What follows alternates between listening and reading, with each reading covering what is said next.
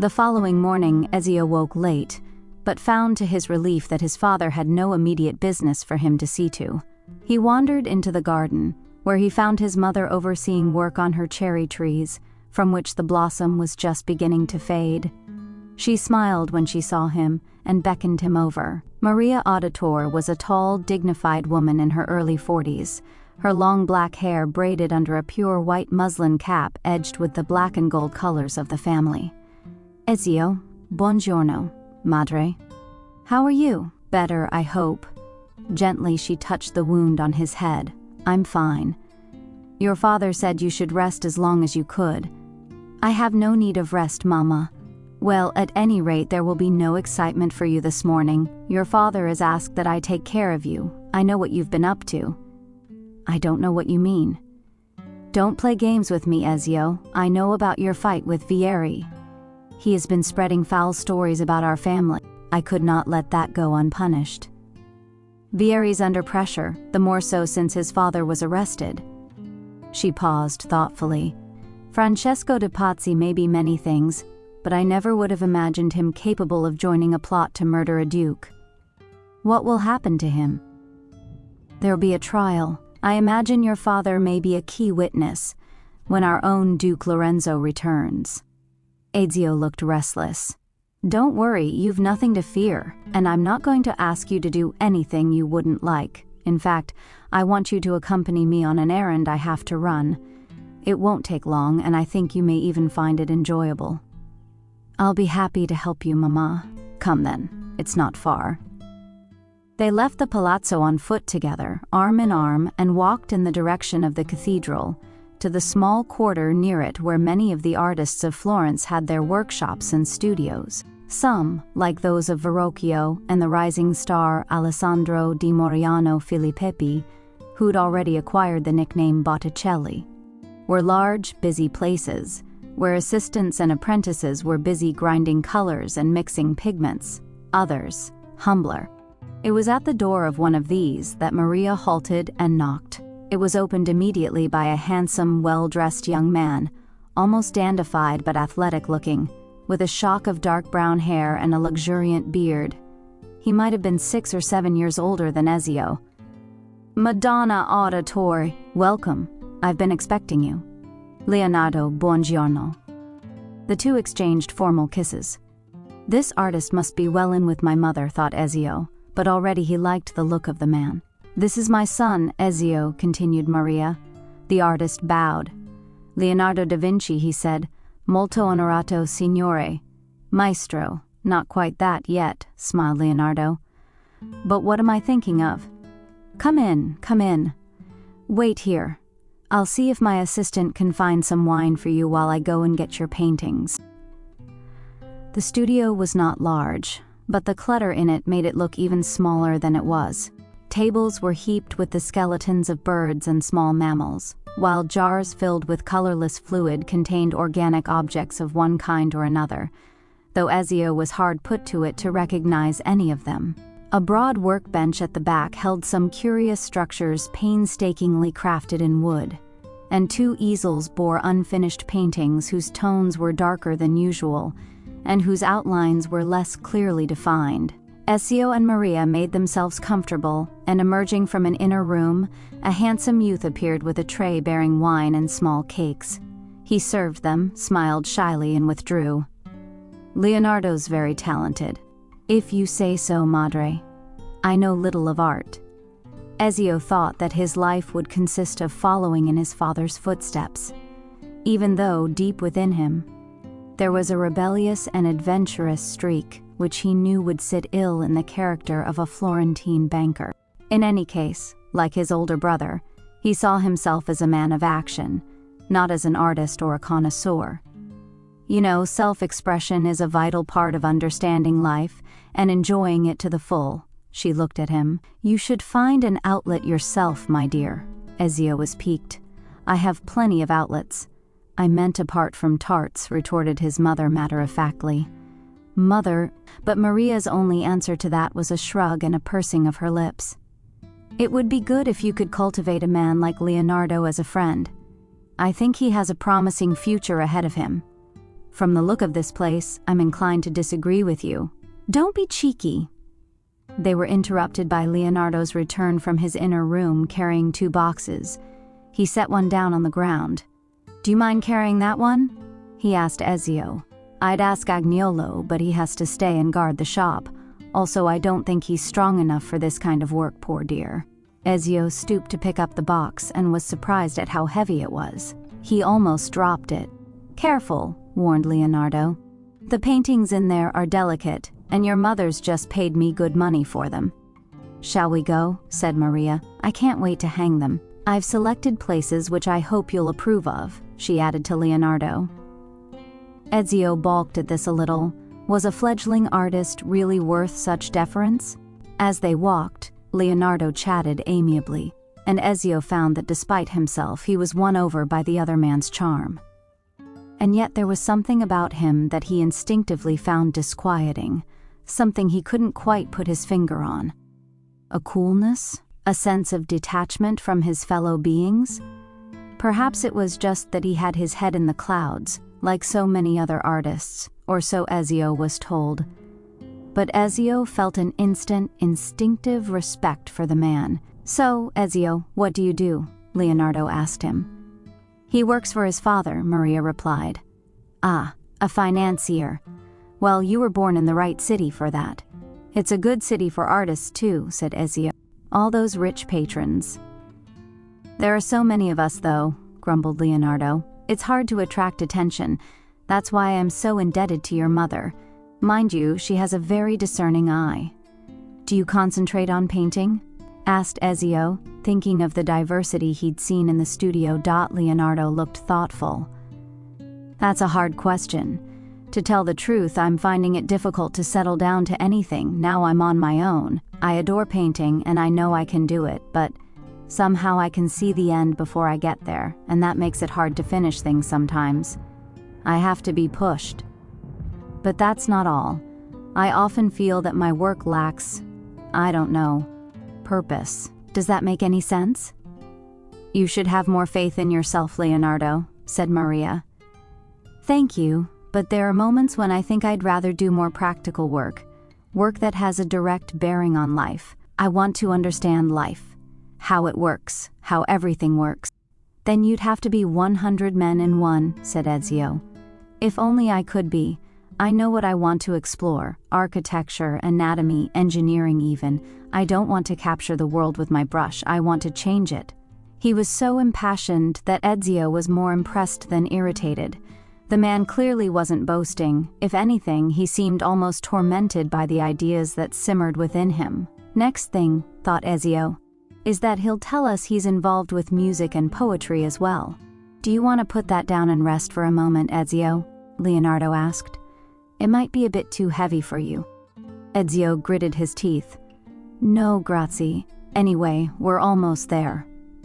When they arrived at the Palazzo Auditore, he carried his box into the entrance hall and set it down as slowly and as carefully as his aching muscles would let him, and he was more relieved than he'd ever admit, even to himself. Thank you, Ezio, said his mother.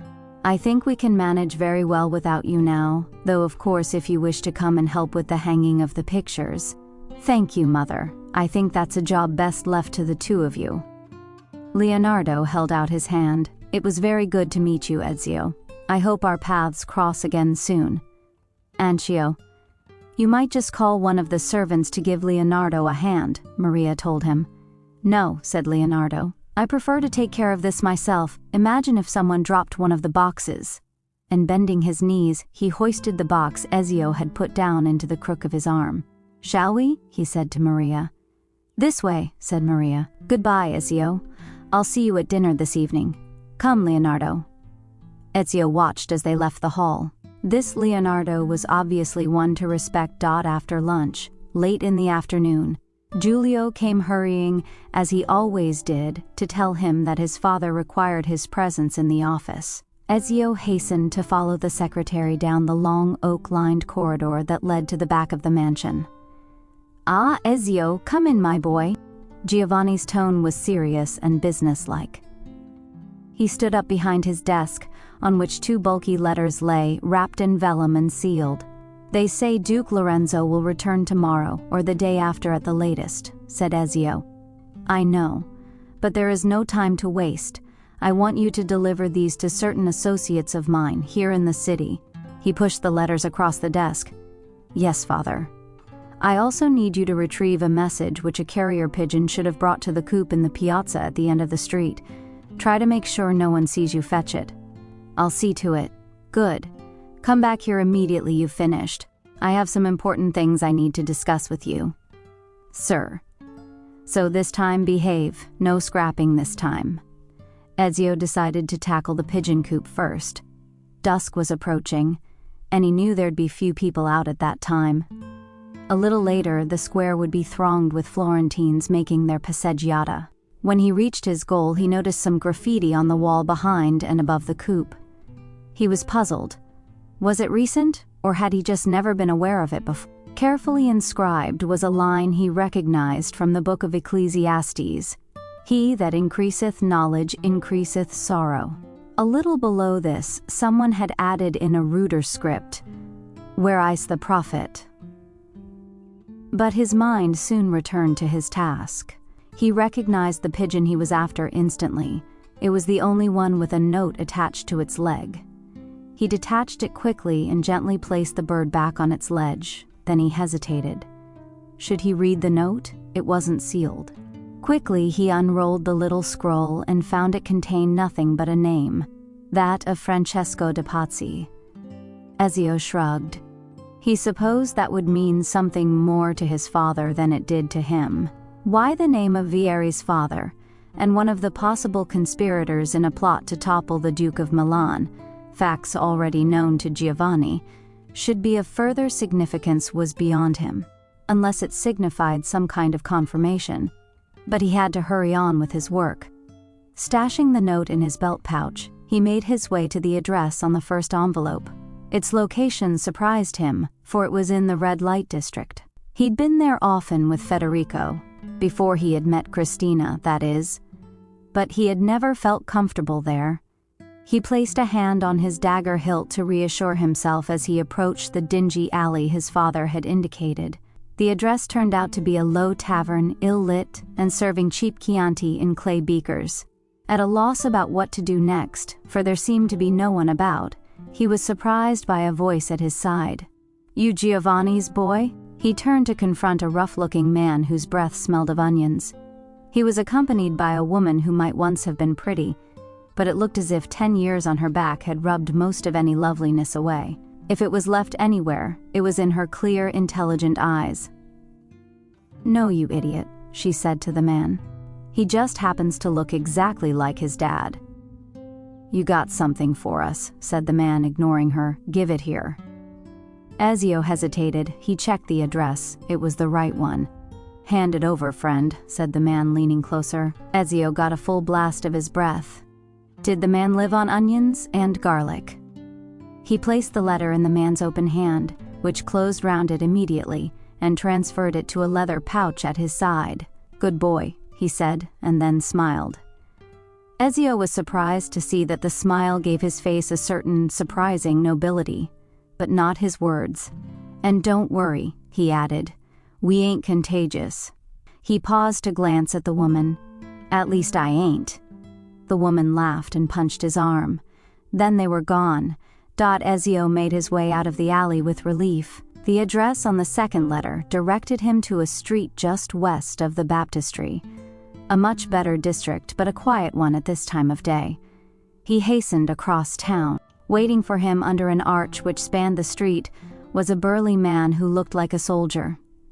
He was dressed in what looked like leather country clothes, but he smelled clean and fresh, and he was clean-shaven. "Over here," he beckoned. "I have something for you," said Ezio. "From Giovanni Auditore?" The man spoke little above a whisper. The man glanced around up and down the street. Only a lamplighter was visible, some distance away. "Were you followed?" "No, why should I have been?" "Never mind, give me the letter, quickly."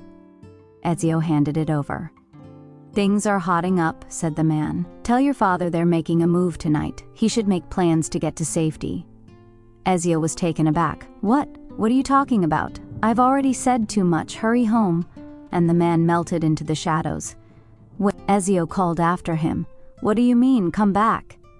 But the man had gone. Ezio walked quickly up the street to the lamplighter. What time is it? He asked. The man screwed up his eyes and looked at the sky. Must be an hour since I came on duty, he said. Makes it about the 20th hour. Ezio made a quick calculation. He must have left his palazzo 2 hours earlier, and it would take him perhaps 20 minutes to reach home again. He took off at a run. Some awful premonition caught at his soul. As soon as he came within sight of the Auditore mansion, he knew something was wrong. There were no lights anywhere, and the great front doors stood open. He quickened his pace, calling as he ran, "Father Federico." The great hall of the palazzo stood dark and empty, but there was enough light for Ezio to see tables overturned, chairs smashed, broken crockery and glassware. Someone had torn Leonardo's paintings from the walls and slashed them with a knife. From the darkness beyond, he could hear the sound of sobbing. A woman sobbing, his mother. He started to make his way towards the sound when a shadow moved behind him. Something raised above its head. Ezio twisted round and seized a heavy silver candlestick, which someone was bringing down on his head. He gave a savage wrench, and his attacker let go of the candlestick with a cry of alarm. He tossed the candlestick away, out of reach, grabbed the arm of his assailant, and pulled the person towards what light there was. There was murder in his heart, and already his dagger was out. "Oh, Sir Ezio, it's you, thank God." Ezio recognized the voice, and now the face, of the family housekeeper, Annetta, a feisty countrywoman who'd been with the family for years. "What has happened?" he asked Annetta, taking both her wrists in his hands and almost shaking her in his anguish and panic. "They came. The city guards. They've arrested your father and Federico. They even took little Petruccio. They tore him from your mother's arms." "Where is my mother? Where is Claudia?" "Here we are," came a shaky voice from the shadows. Claudia emerged, her mother leaning on her arm. Ezio righted a chair for his mother to sit on. In the dim light, he could see that Claudia was bleeding, her clothes dirty and torn. Maria did not acknowledge him. She sat on the chair, keening and rocking. In her hands, she clutched the little pearwood box of feathers Petruccio had given her not 2 days, a lifetime before. "My God, Claudia, are you all right?" He looked at her and anger flooded through him. "Did they—" "No, I'm all right. They roughed me up a little because they thought I could tell them where you were. But Mother—" "Oh, Ezio, they've taken Father and Federico and Petruccio to the Palazzo Vecchio." "Your mother's in shock," said Annetta. "When she resisted them, She broke off. "Bastardi," Ezio thought quickly. "It's not safe here. Is there somewhere you can take them, Annetta?" Yes, to my sisters. They'll be safe there." Annetta barely managed to get the words out, the fear and anguish choking her voice. "We must move fast. The guards will almost certainly come back for me." "Claudia, Mother, there's no time to waste. Don't take anything, just go with Annetta. Now, Claudia, let Mama lean on you." He escorted them out of their stricken home, still in shock himself, and helped them on their way before leaving them in the capable hands of the loyal Annetta, who had begun to regain her composure. Ezio's mind raced with all the implications, his world rocked by the terrible turn of events. Desperately, he tried to assess all that had happened, and just what he must do now, what he must do to save his father and brothers. Straight. Away, he knew that he had to find some way of seeing his father, finding out what had brought on this attack, this outrage to his family. But the Palazzo Vecchio, they'd have put his kinsmen in the 2 small cells in the tower, of that he was sure. Maybe there'd be a chance. But the place was fortified like a castle keep, and there'd be a redoubtable guard placed on it, tonight of all nights. Forcing himself to be calm and to think clearly, he slipped through the streets to the Piazza della Signoria, hugging its walls and looking up. Torches burned from the battlements and from the top of the tower, illuminating the giant red fleur-de-lis that was the city's emblem, and the great clock at the tower's base, Higher up, squinting to see more clearly, Ezio thought he could discern the dim light of a taper in the small barred window near the top. There were guards posted outside the palazzo's great double doors, and more on the battlements, but there were none that Ezio could see at the top of the tower, whose battlements anyway were above the window he needed to reach. He skirted the square away from the palazzo and found his way to the narrow street which led off the piazza along the palazzo's north side.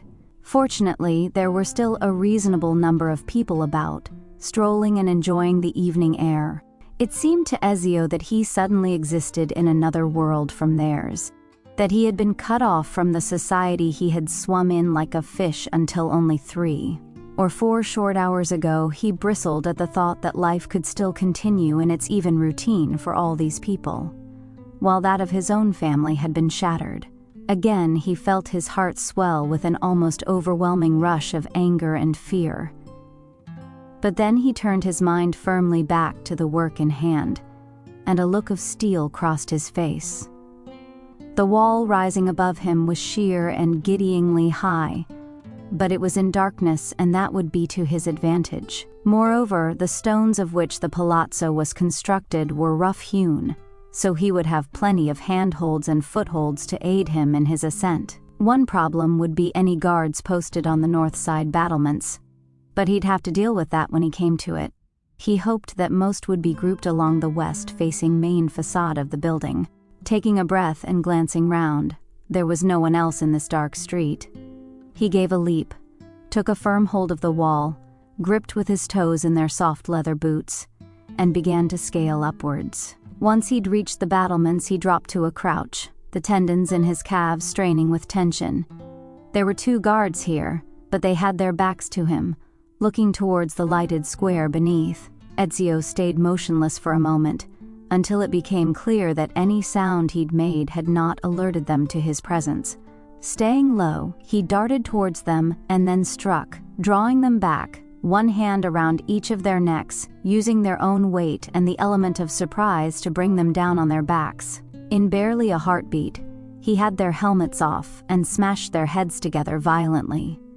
They were unconscious before they could register any surprise on their faces. If that hadn't worked, Ezio knew he would have cut their throats without a second's hesitation.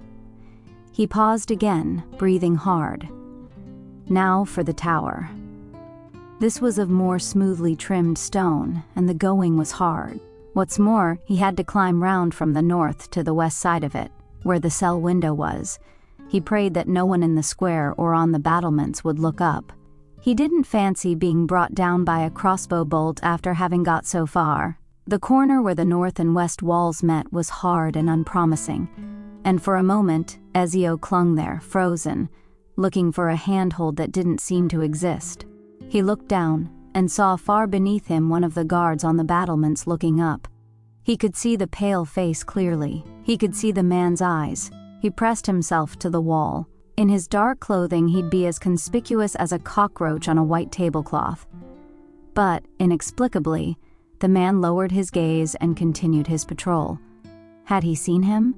Had he not been able to believe what he'd seen? Ezio's throat thumped with the strain. Only able to relax after a long minute had passed, he breathed once more.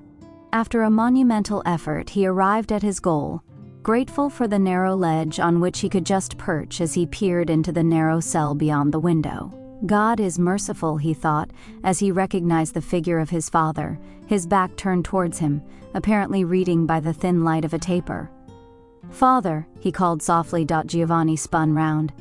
"Ezio, in God's name. How did you—" "Never mind, father." As Giovanni approached, Ezio could see that his hands were bloody and bruised, and his face pale and drawn. "My God, father, what have they done to you?" "I took a bit of a beating, but I'm all right. More importantly, what of your mother and sister?" "Safe now." "With Annetta?" "Yes, God be praised." "What happened, father? Were you expecting this?" "Not as quickly as this. They arrested Federico and Petruccio, too. I think they're in the cell behind this one. If Lorenzo had been here, things would have been different. I should have taken precautions." "What are you talking about? There's no time for that now." Giovanni almost shouted. Now listen to me. You must get back to our house. There's a hidden door in my office. There's a chest concealed in a chamber beyond it. Take everything you find inside it. Do you hear? Everything. Much of it will seem strange to you, but all of it is important. Yes, father.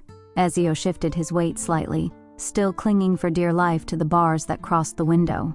He didn't dare look down now, and he didn't know how much longer he could remain motionless. Among the contents you'll find a letter and with it some documents. You must take them without delay, tonight, to Messer Alberti. The Gonfaloniere? Exactly. Now go. But father, Ezio struggled to get the words out, and wishing that he could do more than just fairy documents, he stammered. Are the Pazzi behind this? I read the note from the carrier pigeon. It said, but then Giovanni hushed him. Ezio could hear the key turning in the lock of the cell door. They're taking me for interrogation, said Giovanni grimly. Get away before they discover you. My God, you're a brave boy. You'll be worthy of your destiny. Now, for the last time, go. Ezio edged himself off the ledge and clung to the wall out of sight as he heard his father being led away. He almost couldn't bear to listen. Then he steeled himself for the climb down. He knew that descents are almost always harder than ascents, but even in the last 48 hours he'd gained plenty of experience of scaling up and down buildings. And now he clambered down the tower, slipping once or twice but regaining his hold, until he had reached the battlements again, where the two guardsmen still lay where he had left them. Another stroke of luck. He'd knocked their heads together as hard as he could, but if they'd chanced to regain consciousness while he was up on the tower and raised the alarm, well, the consequences didn't bear thinking about. Indeed, there was no time to think of such things. He swung himself over the battlements and peered down. Time was of the essence. If he could see something down below which might break his fall, he might dare to leap. As his eyes adjusted to the gloom, he saw the awning of a deserted stall attached to the wall far below. Should he risk it? If he succeeded, he'd gain a few precious minutes. If he failed, a broken leg would be the least of his problems. He would have to have faith in himself. He took a deep breath and dived into the darkness. From such a height the awning collapsed under his weight, but it had been firmly secured and gave just enough resistance to break his fall. He was winded, and he'd have a few bruised ribs in the morning, but he was down, and no alarm had been raised. He shook himself and sped off in the direction of what only hours ago had been his home. When he reached it, he realized that in his haste his father had neglected to tell him how to locate the secret door. Giulio would know, but where was Giulio now? Luckily, there had been no guards lurking in the vicinity of the house, and he'd been able to gain access unchallenged.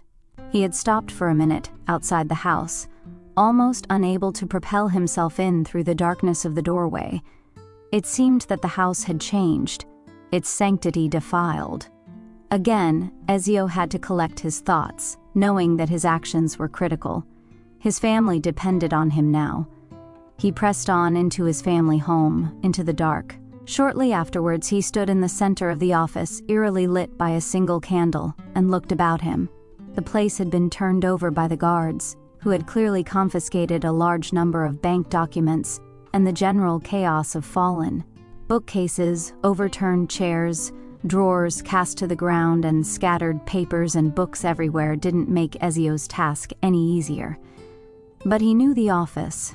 His eyesight was keen, and he used his wits. The walls were thick, any could have a chamber concealed within them, but he made for the wall into which the large fireplace was set and started his search there, where the walls would be thickest, to contain the chimney piece. Holding the candle close, and looking searchingly, while keeping an ear cocked for any sound of returning guards.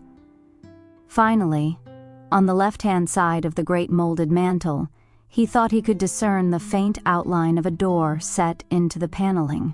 There had to be a means of opening it nearby. He looked carefully at the carved colossi which held the marble mantelpiece on their shoulders. The nose of the one on the left-hand side looked as if it had once been broken and repaired, for there was a fine crack around its base. He touched the nose and found it to be slightly loose. Heart in mouth, he moved it gently, and the door swung inwards on silent spring-mounted hinges, revealing a stone-floored corridor which led to the left. As he entered, his right foot encountered a flagstone which moved beneath it, and as it did so, oil lamps set into the passageway's walls suddenly flared into life. It ran a short way, sloping slightly downwards, and terminated in a circular chamber decorated more in the style of Syria than Italy. Ezio's mind flashed on a picture which hung in his father's private study of the castle of Masyaf, once the seat of the ancient order of assassins. But he had no time to ponder whether or not this curious decor could be of any special significance. The room was unfurnished, and in its center stood a large iron-bound chest securely sealed with 2 heavy locks. He looked around the room to see if a key might be anywhere, but aside from its ornamentation, it was bare. Ezio was wondering if he'd have to return to the office or make his way to his father's study to search for one there, and if he'd have time to do so, when by chance his hand brushed against one of the locks, and at that, it sprang open. The other one opened as easily. Had his father given him some power he did not know of? Were the locks in some way programmed to respond to a certain person's touch? Mystery was piling on mystery, but there was no time to dwell on them now. He opened the chest and saw that it contained a white hood, evidently old, and made of some perhaps woolen material which he didn't recognize. Something compelled him to put it on, and at once a strange power surged through him. He lowered the hood, but did not take it off. The chest contained a leather bracer, a cracked dagger blade connected, instead of to a hilt, to a strange mechanism whose workings were beyond him. A sword. A page of vellum covered with symbols and letters and what looked like part of a plan, and the letter and documents his father had told him to take to Uberto Alberti. He gathered them all up, closed the chest, and retreated to his father's office, closing the secret door carefully behind him. In the office, he found a discarded document pouch of Giulio's and stashed the contents of the chest in it, slinging the pouch across his chest. He buckled on the sword, not knowing what to make of this strange collection of objects, and not having time to reflect on why his father would keep such things in a secret chamber. He made his way cautiously back towards the main doors of the palazzo, but just as he entered the forecourtyard, he saw 2 city guards on their way in. It was too late to hide. They had seen him. "Halt!" one of them cried, and they both began advancing quickly towards him. There was no retreat. Ezio saw that they had already drawn their swords. "What are you here for? To arrest me?" "No," said the one who had spoken first. "Our orders are to kill you." At that, the second guard rushed him. Ezio drew his own sword as they closed in on him. It was a weapon he was unfamiliar with, but it felt light and capable in his hand, and it was as if he had used it all his life. He parried the first thrusts, right and left, both guards lunging at him at the same time. Sparks flew from all 3 swords, but Ezio felt his new blade hold firm, the edge biting and keen. Just as the second guard was bringing his sword down to sever Ezio's arm from his shoulder, Ezio feinted right under the incoming blade. He shifted his balance from back to front foot and lunged. The guard was caught off balance as his sword arm thudded harmlessly against Ezio's shoulder. Ezio used his own momentum to thrust his new sword up, piercing the man directly through the heart. Standing tall, Ezio rocked on the balls of his feet, raised his left foot, and pushed the dead guard off his blade in time to swivel round to confront his companion. The other guard came forward with a roar, wielding a heavy sword. "Prepare to die, traditore. I am no traitor, nor is any member of my family." The guard swung at him, tearing at his left sleeve and drawing blood. Ezio winced, but only for a second. The guard pressed forward, seeing an advantage, and Ezio allowed him to lunge once more, then, stepping back, tripped him, swinging his own sword unflinchingly and very hard at the man's neck as he fell, and severing his head from his shoulders before he hit the ground. For a moment, Ezio stood trembling in the sudden silence that followed the melee, breathing hard. These were the first killings of his life, or were they? For he felt another, older life within him, a life which seemed to have years of experience in death-dealing. The sensation frightened him. This night had seen him age far beyond his years. But this new sensation seemed to be the awakening of some darker force deep within him. It was something more than simply the effects of the harrowing experiences of the last few hours. His shoulders sagged as he made his way through the darkened streets to Alberti's mansion, starting at every sound and looking behind him frequently. At last, on the edge of exhaustion, but able somehow to bear up, he arrived at the Gonfaloniers' home. He looked up at the facade and saw a dim light in one of the front windows. He knocked hard on the door with the pommel of his sword, receiving no answer. Nervous and impatient, he knocked again, harder and louder. Still nothing. But, at the third time of trying, a hatch in the door opened briefly, then closed. The door swung open almost immediately thereafter, and a suspicious armed servant admitted him. He blurted out his business and was conducted to a first-floor room where Alberti sat at a desk covered with papers.